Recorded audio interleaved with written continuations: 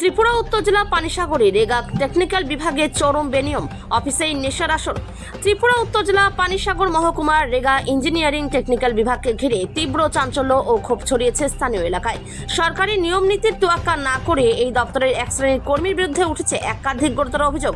স্থানীয়দের অভিযোগ, দপ্তরের বেশ কয়েকজন কর্মচারী নিয়মিত অফিসে আসেন না, নির্ধারিত সময় পেরিয়ে গেলেও বহু কর্মীর দেখা মেলে না, যার ফলে দপ্তরের স্বাভাবিক কাজকর্ম ও সরকারি পরিষেবা পুরোপুরি ব্যাহত হচ্ছে। সবচেয়ে মারাত্মক অভিযোগটি উঠেছে অফিসের অন্দরমহল নিয়ে। অভিযোগ, অফিস চলাকালীন সময়ে কক্ষের ভেতরে কিছু কর্মচারী প্রকাশ্যে নেশা জাতীয় দ্রব্য সেবন করছেন। সরকারি অফিসের ন্যূনতম শৃঙ্খলা ও কর্ম পরিবেশকে বুড়ো আঙুল দেখিয়ে গোটা দপ্তরটিকে যেন একটি ক্লাব ঘরে পরিণত করা হয়েছে। সাধারণ মানুষের দাবি, দ্রুত এই বেনিয়মে তদন্ত করে দোষী কর্মচারীদের বিরুদ্ধে কঠোর আইনি ব্যবস্থা নেওয়া হোক, অন্যথায় আগামী দিনে সরকারি পরিষেবা পেতে সাধারণ মানুষকে চরম দুর্ভোগ পোহাতে হবে। এখন দেখার, আজ আমাদের এই খবর প্রকাশ্যে আসার পর উচ্চপদস্থ কর্তৃপক্ষ ও মহকুমা প্রশাসন ঘুম ভেঙে জেগে ওঠে কিনা এবং দোষীদের বিরুদ্ধে কোনো শাস্তিমূলক পদক্ষেপ গ্রহণ করে কিনা। ত্রিপুরা থেকে বিক্রম কর্মকারের রিপোর্ট, বিগ নিউজ বাংলা। ঠিক যেমনি তদ্রুপ আজকেও এই ব্যাপারটা হয়েছে। আমি সকালবেলা প্রথম আমাদের আরডি ডিভিশন, যেটা আমাদের ইঞ্জিনিয়ারিং উইংয়ের মেইন অফিস, তো এখানে আমি প্রথম যাই। এখানে আমাদের কাজের কিছু 3 স্টেজ ফটো আমাদের ভিডিও অ্যাডজাস্টমেন্টগুলি থাকে। এটার কারণে আমি প্রথম আজকে ফটো প্রিন্ট আউট করি, তারপরে আমি এক্সিকিউটিভ অফিসে যাই। যখন এক্সিকিউটিভ অফিসে যাই তখন সম্ভবত 10টা 10:15 হবে, কারণ সকালবেলা ফটোর দোকান খুলে নিই, ফটো প্রিন্ট আউট করে তারপর এক্সিকিউটিভ অফিসে গেলাম। তারপর ফটো জমা দিয়ে তারপরে এক্সিকিউটিভ স্যারের যাদের যা যা জিনিস ছিল ওগুলি রিসিভ করিয়ে তারপর আমি ওখান থেকে এখানে আসবো।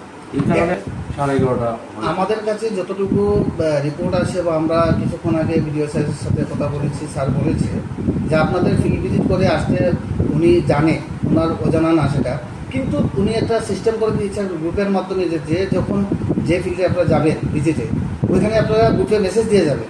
এই মেসেজটা কি আপনি দিয়েছিলেন না দিন? না, আজকে আমি এই মেসেজটা দিতে পারিনি, ওই জন্য হয়তো স্যার বলতে পারেন যে আমি কোন জায়গায় ছিলাম।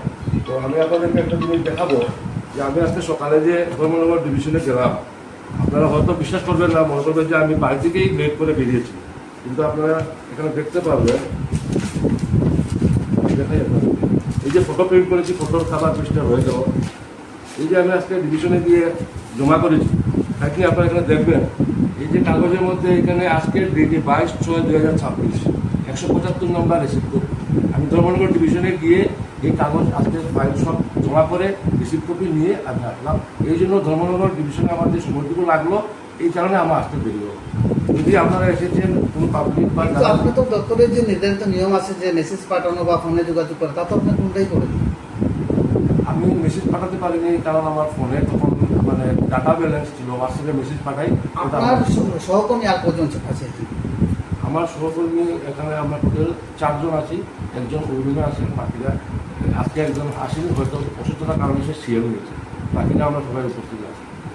তো আমরা দেখতে পেলাম যে বাকি যে আপনারা বলছেন আরও 4 জন তো যথারীতি ভিডিও স্যার তো আমাদেরকে বলে দিয়েছে যে কোনো মেসেজ উনি পাননি। আমরা যখন উনি তখন প্রায় 10:50 যখন স্যারের সাথে কথা বলি, তখন স্যার আমাদেরকে বলেছে যে কোনো মেসেজ উনি পাননি।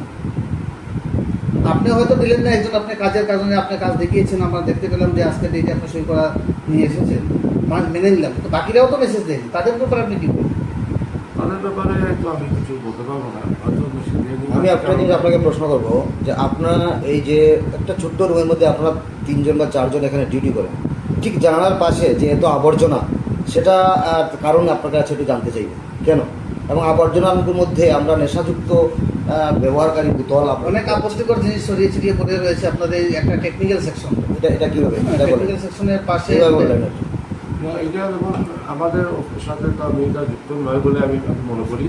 আর এখানে অনেক আশপাশে আমাদের স্টাফ কোয়ার্টার আছে, বা এটা তো আমাদের কোনো বাউন্ডারি নেই যে আমাদের অফিসটা। একদম এভাবে বলবেন না, একদম এভাবে বলবেন না। আমি একটা জিনিস বলবো, বর্তমানে আপনারা সবাই, আমরা ভারতবাসী সবাই জানি যে মহামান্য সুপ্রিম কোর্ট একটা রায় ঘোষণার মাধ্যমে দেশকে পরিষ্কার পরিচ্ছন্ন রাখতে কিছু বিধিনিষেধ আরোপ করেছে। তো আপনি মনে করলেন যে আপনি সেটার মধ্যে না, বাউন্ডারি নেই, বহিরাগত কেউ এখানে আপনাদেরকে কালিমালিপ্ত করতে সেখানে ফেলে দিয়েছে, কিন্তু পরিষ্কার পরিচ্ছন্ন রাখাটা কি আপনাদের দপ্তরের কোনো দায়িত্ব বা কর্তব্য আছে বলে মনে করেন না? অবশ্যই এটা আমার দায়িত্বের মধ্যে পড়ে। আমরা দেখুন আমাদের আশপাশ পরিষ্কার রাখার জন্য মাঝে মধ্যে আমরা জাবড়া জমিয়ে আগুন লাগিয়ে এগুলি করে থাকি। আপনার টেবিলের ঠিক পাশে এবং আশেপাশে আমরা স্মোকিংয়ের যে সিগারেটের টুকরো দেখতে পাচ্ছি, এইগুলা কেন ঘরের বাইরে ভাবি, এগুলা কেন বলুন, এগুলা কে বা কার?